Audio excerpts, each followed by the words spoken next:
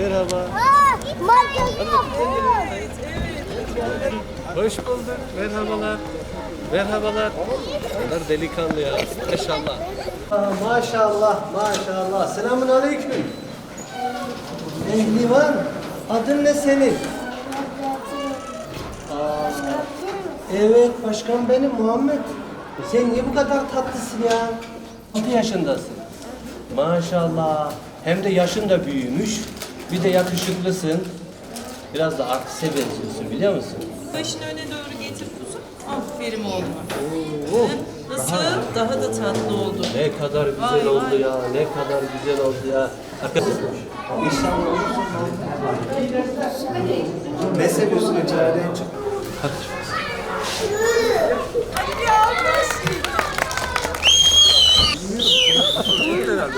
Muhammed geldi. Aferin Muhammed. Aferin Muhammed. Muhammed okulun itfaiyecisi.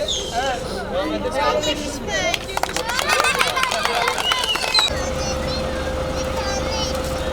hortum var. Çekiyorlar. Ondan sonra ateşe tutuyorlar. Bunlar da su taşıyor. Anladın mı?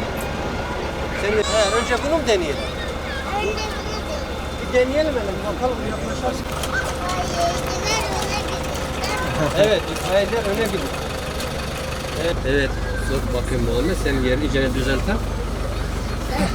Oldu. Bak şimdi. Yanındaki. Oo, bir de buna bas. Güzel hissetsin. Bak hızlı bas. Bas.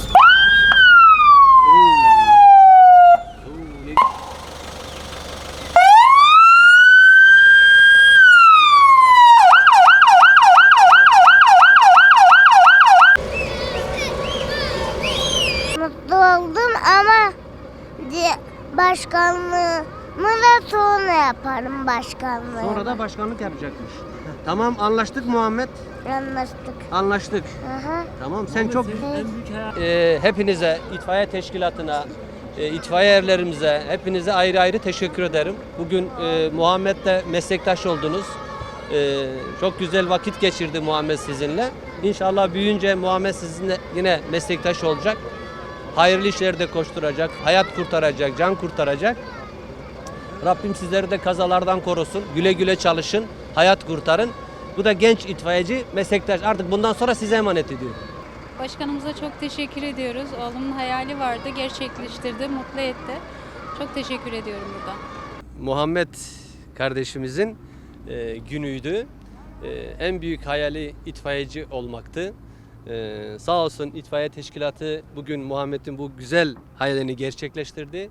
Hep birlikte Muhammed'in bu gününü kutluyoruz. Muhammed, günün kutlu olsun. Mutlu oldun mu? Sevdin mi itfaiyeciliği? Evet.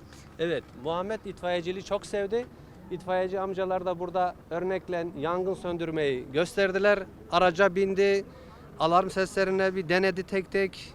Biz Muhammed'in ailesine kolaylık diliyorum. Kendilerini bu güzel evladından dolayı tebrik ediyorum. Çok akıllı bir yavrumuz. Çok yakışıklı, akıllı.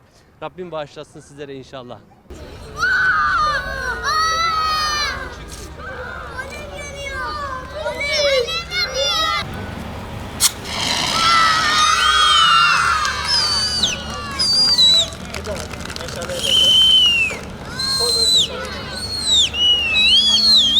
Çocuklar bakın, kendimi koruyacak şekilde yangından